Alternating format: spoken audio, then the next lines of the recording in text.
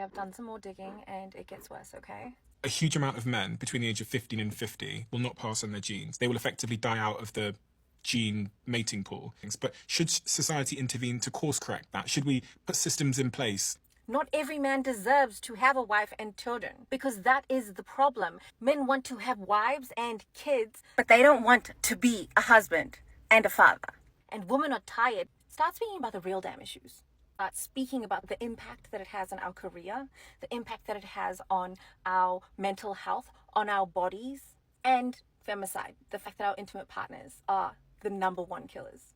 Because if they did want to pass on their genes, they would simply go and get a surrogate. They would go to a damn sperm bank. If that was truly your intention, that is what men would do. But it is not your intention. The intention of men and this propaganda campaign that is currently happening, they want us to contribute our unpaid labor. This is happening for a reason.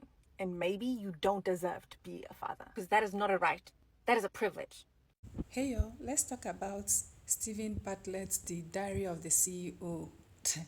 This man, there are a lot of men that are bad, and you can always spot that they are bad. But there are men like this man. The way that he is soft-spoken and the way that he has this calming effect that before you even get started, he has already disarmed your defensive. And what I'm talking about, if you are not aware, is his latest episode of how he said that government should intervene to force women to have children with male. You cannot even make this up. You can't. And I've seen a lot of women that argue online that, oh no, that's not what he meant, that we took it out of context. And a lot of women are really surprised that a lot of women are supporting him. And I get it, because men like this they are the one that you should look out for. You should be on your guard. You have to be on your guard 247. And before this slip up that even make women to talk about comes around, I think I stopped watching him when he did his episode about feminists and anti-feminists that he brought. That episode was the one that really opened my eyes to him, that they were talking about that feminists ruin everything and all of those speech that the people has going on about when women decide not to have a relationship with male, and why when women decide to take decision for themselves. I think that's when there was something that about that episode that started making me to see this man for what it actually is.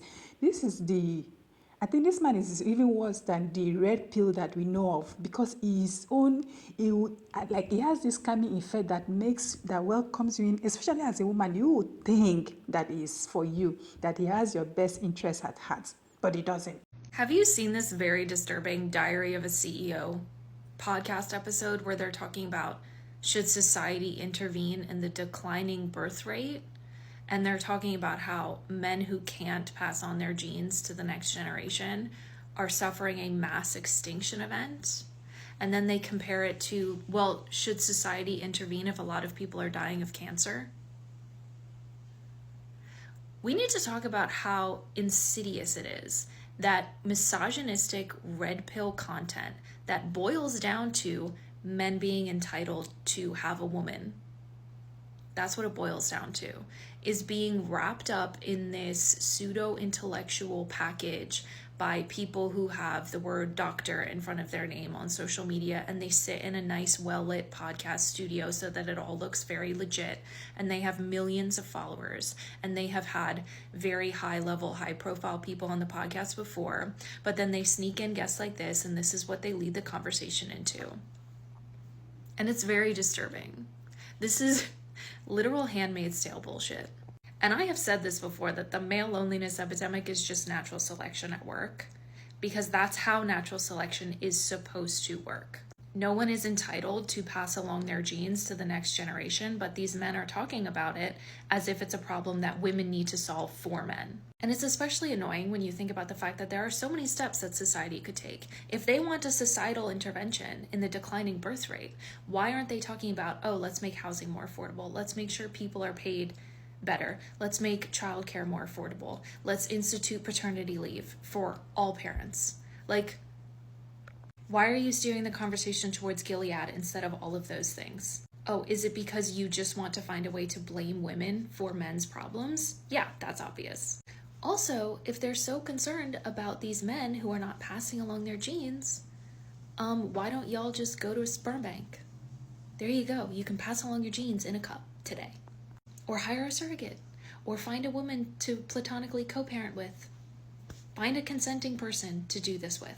And if you cannot, then you don't get to pass along your genes. Was Diary of a CEO always this unhinged? You're going to have a lot of men who are disillusioned, that become incels, find themselves in pockets of the internet, are resentful, all those kinds of things. But should society intervene to course correct that? Should we put systems in place to make sure that those men meet partners?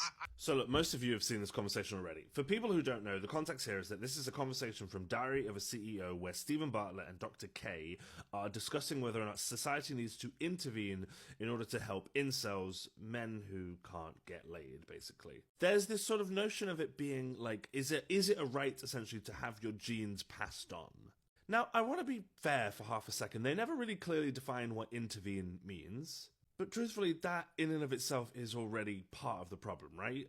I think when you leave a question like that vague, people fill in the blanks. And as we know, history isn't great when we consider what it's like when societies start intervening around women's bodies. Now, to his credit, Dr. K does eventually say that men do not have a right to a woman's body. Eventually. And this is the bit that kind of weirds me out the most, because it takes 2 minutes. From the minute Stephen Bartlett first asked the questions, there is a 2-minute long discussion. And in those 2 minutes, they muddy the water so much that you're left wondering, why does this conversation exist? What is it you want us to learn from this? Because this should have been very simple, right? It should have been question, should society intervene to help men get laid? Answer, no.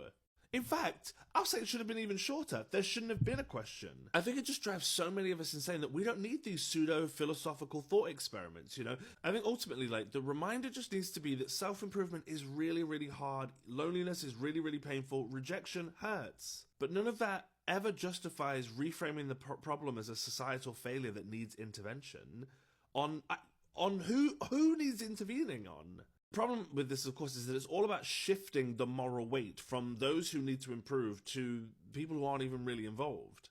This just goes hand in hand with turning women not into people, not into things that exist with agency, but into a resource to be managed. Men's inability to attract someone is not some sort of collective injustice. This is why I find any rhetoric about men like me and saying that we speak too harshly. No, you either tell them the truth, even when it's uncomfortable, even when it needs to sound harsh, or you just lie to them softly and watch that resentment rot them from the inside. And that's what I'm seeing from so many hyper-gentile male creators on this app, and also from conversations like this. It's the same mistake. People are terrified of upsetting them, so they refuse to draw any boundaries. The reality is simple, guys. Nobody owes you anything. No one owes you any physical intimacy. No one owes you any attraction. Society does not owe you a workaround. I know that may be tough for some of you to hear. Trying to intervene is not compassion. It's a refusal to just say no to you. There is a whole generation of men that is like, we are literally watching them die out. Got 32-year-olds, 35-year-olds who do not have children, do not know how they're going to ever have children. I really hope that everybody else is seeing what I'm seeing here. We have men on one of the biggest podcasts in the world talking about how desperate and scared they are that they are not going to pass on their genes. You know what's happening, right? The power balance has shifted. Women have freedom. They have choice. This is why patriarchy existed in the first place, because if we women don't have freedom and don't have choice, then men have all of the power, but now they don't anymore. And you know what? If I was them, I would also be scared. I think they have every right to be scared. What bothers me about it is that if I was in their situation, I would be trying to do everything that I can to better myself and better my situation and listen to women to try and figure out what it is that I need to do better to get what I want out of this situation. But no, no. We are seeing so many men trying to push women back, and those are the men that we need to stay the fuck away from, okay? We need to just not date them because their genes can die out. We need to be looking for the men that are bettering themselves because they do exist. They do. And this is why people say, and I fully agree with this, that the more feminist you are, yeah, sure, you've got less of a dating pool, you've got less people to choose from because your standards are high, but fuck, when you find that person, they're going to be good. But should society intervene to course correct that? Should we put systems in place to make sure that those men meet partners? Does society have a responsibility to correct this? Bro is seriously asking if we should intervene in the problem of fewer men being able to have children. Now, Dr. K, to his credit, says no. Society does not have a responsibility to remedy this. Do people have the right to reproduce? The answer is basically no, because for men, that requires the consent of someone else. A person's right to reproduce never overrides someone's right to not want to reproduce with them. Men do not have a right to children. Period. Full stop. This brings us to Chris Williamson.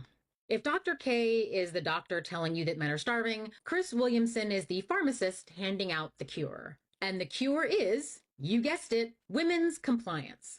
Chris is a frequent guest on the podcast. Recently, Bartlett asked him how he would solve the love crisis. And Chris's advice for women? Cultivate receptiveness. One other thing I think that is maybe a slightly unusual strategy that women can cultivate is receptiveness. So I think, especially in a post-Me Too world, a lot of guys are very scared of approaching. Guys have always been scared of approaching women, but in a post-Me Too world, they've been taught that anything short of a hell yeah is a no, get away from me, so that you don't make the girl feel uncomfortable. Guys already were quite nervous going up and talking to you. So you have to treat a man and his interest kind of like slightly inexperienced golden retriever. It needs to be very loud, very obvious signals of interest from you. A golden retriever? He's telling grown women to treat adult men like puppies. Don't scare him. He's just a little puppy. Do you understand how insulting this is, asshole? Not just to women, but also to men. He is infantilizing half of the human race in order to justify why men can't handle rejection. In the Middle Ages, or aristocratic Middle Ages, ladies would drop a handkerchief in front of a gentleman. Oh, mom. Oh, in 2025 in New York, there are women stealing Finance Bros salads, finding their names from the salad on Instagram and then messaging them and saying, sorry, I accidentally took your salad. Like, that's the 2025 equivalent of dropping the handkerchief. If you like that guy and he's not approaching you, maybe assume that he doesn't know that you like him.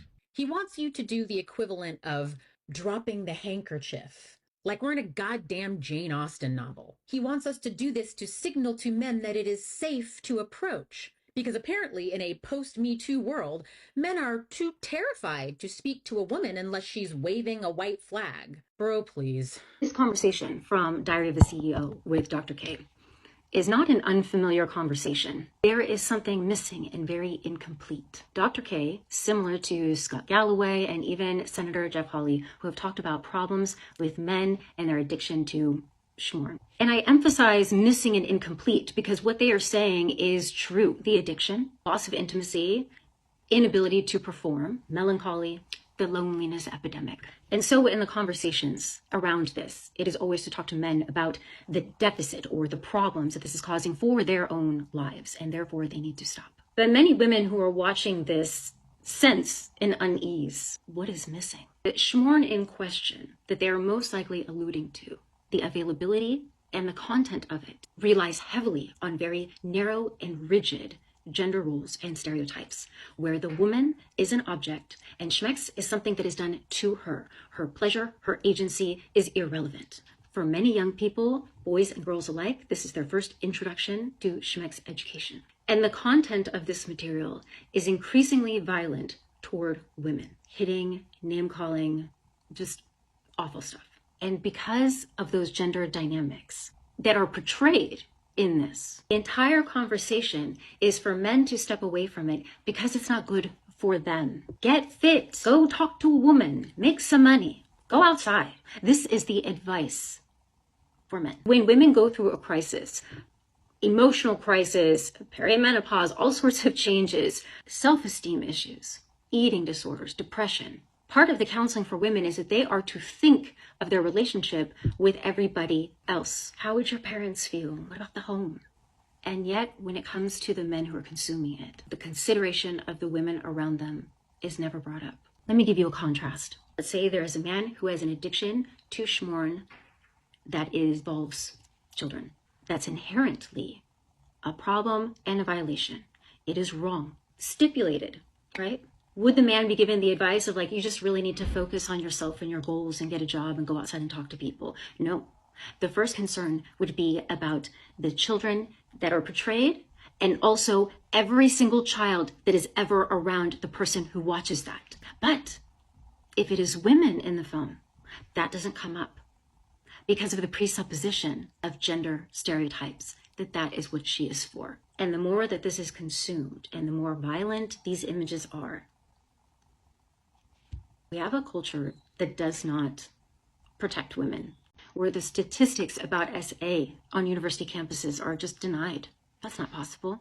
So we as women are supposed to act normal and be in the same environment as the men who are consuming this, because there's this understanding as though it's an excess of a natural state. Here's a clip, and pay attention to the language here. So the way that our brain is designed is like procreation kind of is the point, right? We can sort of say that like the reason that life exists, the purpose of life is to procreate. The foundation, according to Dr. K, is that procreating is the natural state and the drive, and it goes unchallenged. And if that's your foundation, then no wonder you're just telling men to just knock it off. This is just an excess. Let's challenge it. What is the driving force? What is the purpose of life? Aristotle tells us it's eudaimonia, means excellence, happiness, and flourishing. And he wrote that because if you say that the purpose of life for man is something along these lines, then there is no distinction between man and an animal. Man is animal, but is a unique one. That's not how you would define a human being. It's not even how you define a good human being. We find meaning and purpose in our life in so many different ways. Did you know that the thinking patterns that brought you the incel episode from Diary of a CEO directly contributes to domestic violence against women? And there are 4 key areas why. My name is Haley. I'm an educator in domestic violence. I make connections. So follow along if critical thinking is your jam. The first piece is even framing relationship issues as being a crisis for men. This entitlement that men are entitled to women's bodies and attention and children just because they need it. This directly parallels how these abusive dynamics show up. The second is their interpretation of women's desires and choices as a problem. That does not honor the autonomy of women. And again, it directly parallels abusive thinking patterns and dynamics. Number 3, the incel crisis.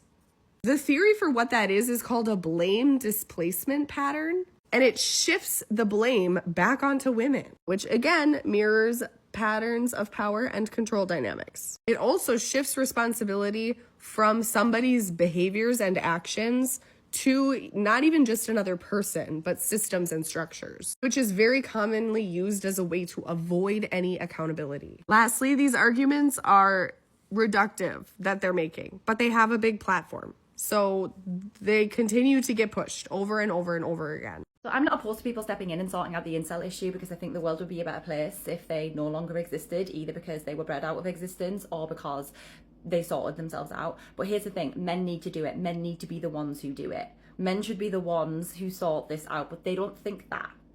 They don't think that, and they don't want to do it. So what they're doing instead is they're having these important conversations on podcasts, like important men do, and they're identifying an issue. And then now they're stepping aside and they're going, ladies, would you mind? Would you mind?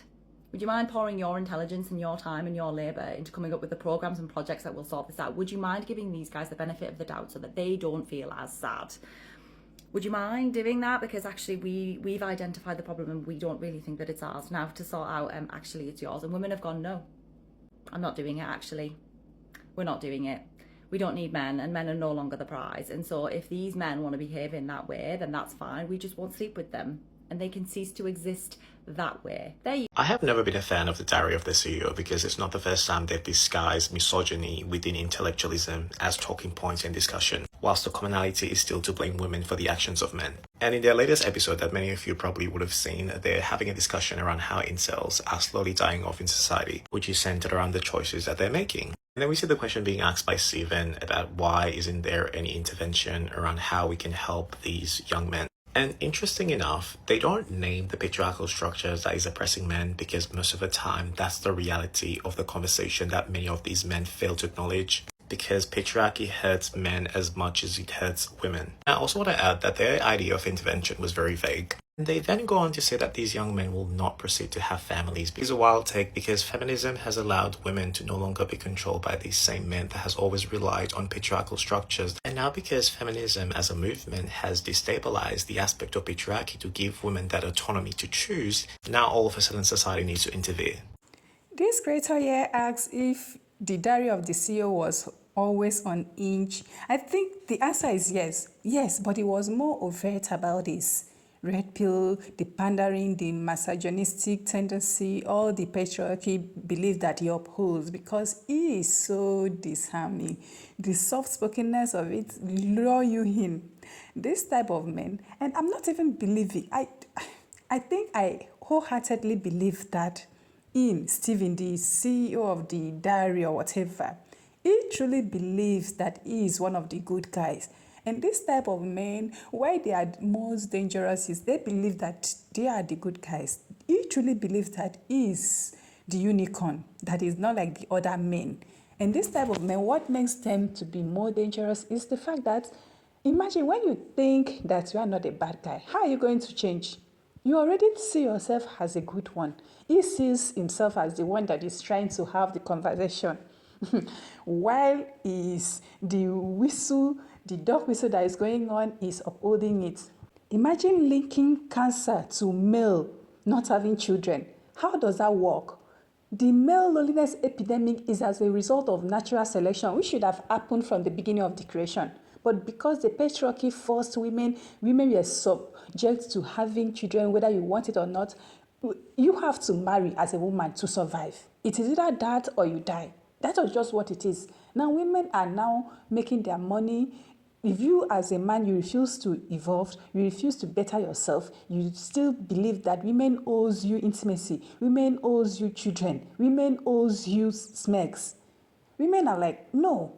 Now, this man that claims to be is the good one, is now saying the society should intervene. What? Ladies, please be safe out there. Some of these men that comes, they will tell you that they are feminists, they are this. Watch out for their action, not what they are saying. Watch out and let them talk, because if you let a man talk, it's only a matter of time before he reveals himself. Just listen to them, let them talk. With time, they will reveal themselves. And be alert, be vigilant.